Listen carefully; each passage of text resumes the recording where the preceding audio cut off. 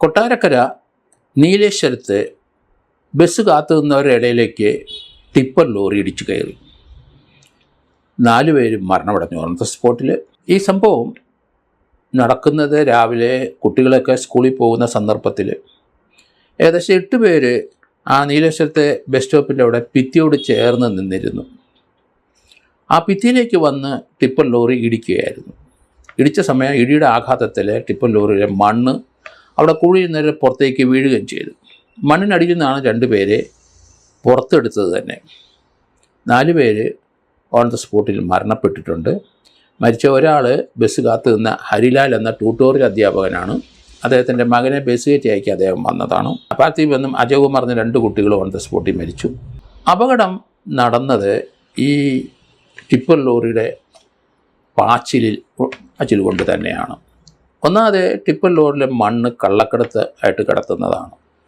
Police ചിലപ്പം സഹായിച്ചെന്ന് വരും, അല്ലെങ്കിൽ മണ്ണ് ലോബിയിൽപ്പെട്ടവർ പലരെ സ്വാധീനിച്ചാണ് ഈ സമയത്ത് രാത്രിയിലൊക്കെ പകലും മണ്ണ് കൊണ്ടുപോകുന്നത്. പ്രത്യേകിച്ച് ഈ മോർണിംഗിൽ അത് പാസ് ഉണ്ടെങ്കിലും ഇല്ലെങ്കിലും ശരി, രാവിലെ 6-നും വൈകിട്ട് ഒരു 10 മണിക്ക് ഇടയ്ക്ക് ഒരു ടിപ്പർ ലോറിയും കേരളത്തിൽ ഓടാൻ പാടില്ല. കാരണം ടിപ്പർ ലോറി ഓടിക്കുന്ന പലരും അത് മണ്ണ് അനുവാദമില്ലാതെ കടത്തിക്കൊണ്ടു പോകുന്നതാണ്. അതിന് പാസ്സൊന്നും കാണില്ല. അതുകൊണ്ട് അതിവേഗത്തിലാണ് അവർ പോകുന്നത്. ആര് കൈ കാണിച്ചാലും അല്ലെങ്കിൽ പോലീസ് കാണിച്ചാലും നിർത്താതെ അതിവേഗത്തിൽ പോകും. അത് പ്രത്യേകിച്ച് ഈ ട്രാഫിക്ക് വളരെ കൂടുതലുള്ള സമയത്തും സ്കൂളും കോളേജിലൊക്കെ കുട്ടികൾ പോകുന്ന സന്ദർഭത്തിലും ഇവർ മിന്നൽ വേഗത്തിൽ ആ വഴി പാഞ്ഞു പോകും. പോലീസും അല്ലെങ്കിൽ മറ്റ് റവന്യൂക്കാരും ഒക്കെ പിടിക്കാതിരിക്കാൻ വേണ്ടിയിട്ടാണ് ഈ രീതിയിൽ പോകുന്നത്. അങ്ങനെ പാഞ്ഞ ഒരു ടിപ്പർ ലോറിയാണ് ഈ നീലേശ്വരത്ത് വന്ന് ആൾക്കാരെ കൊന്നത് എന്നാണ് ഇപ്പം മനസ്സിലാകുന്നത്. ആ ടിപ്പർ ലോറിക്കാരനും പരിക്കുണ്ടെങ്കിലും അയാൾ മണ്ണ് കടത്താൻ അനധികൃതമായി മണ്ണ് കടത്താൻ ശ്രമിച്ചതായിട്ടാണ് ഇപ്പം വരുന്ന വാർത്തകൾ. എന്തായാലും പൊതുവേ നമ്മൾ കേരളത്തിലെ ഇന്ത്യയിലെ മൊത്തം നമ്മൾ നോക്കിക്കഴിഞ്ഞാൽ ഇന്ത്യയിൽ ശരാശരി ഒരു സ്റ്റേറ്റിൽ അല്ലെങ്കിൽ ആവറേജ് ഇന്ത്യയിൽ ഒക്കെ ഒരു 10, 50, 100 വാഹനങ്ങളായിരിക്കാം ഓരോ സ്റ്റേറ്റിലും.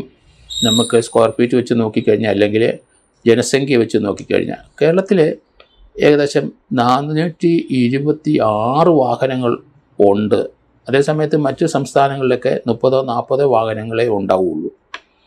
അപ്പോൾ വാഹനത്തിൻ്റെ സാന്ദ്രത കേരളത്തിൽ 426 ആണെന്ന് പറയുമ്പം നമ്മൾ നടുങ്ങും. കാരണം അതിനുള്ള റോഡില്ല, അതിനുള്ള വഴികളില്ല.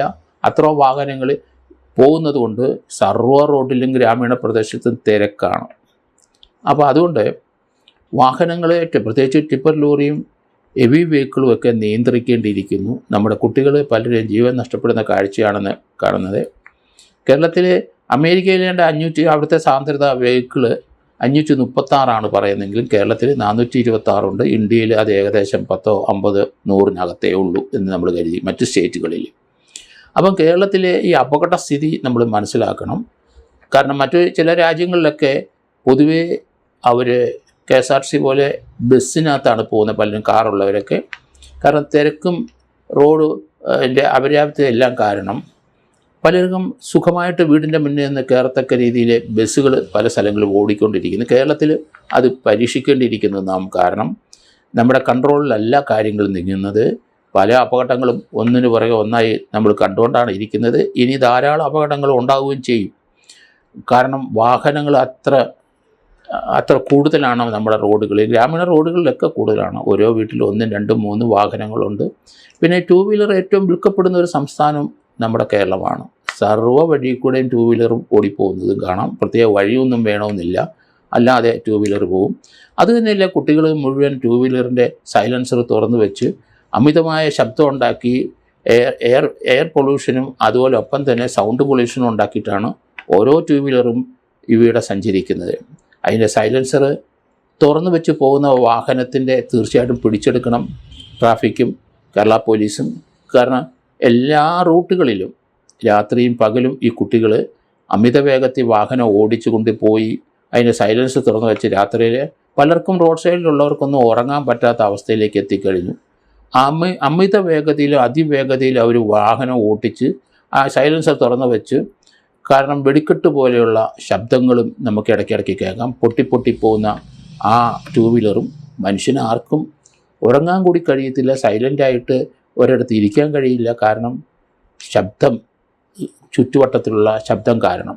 അതുകൊണ്ട് ട്രാഫിക് പോലീസും അതുപോലെ മോട്ടോർ വെഹിക്കിൾക്കാരും അടിയന്തരമായിട്ട് ഈ സൈലൻസർ തുറന്നു വച്ചിരിക്കുന്ന എല്ലാ വാഹനങ്ങളും പിടിച്ചെടുക്കണം. അവർക്ക് ഡ്രൈവിംഗ് ലൈസൻസ് ക്യാൻസൽ ചെയ്യണം. അത് കേരളത്തിലെ ഒരു സൗണ്ട് പൊല്യൂഷൻ്റെ ഒരു മേഖലയായി മാറിക്കഴിഞ്ഞു കേരളം.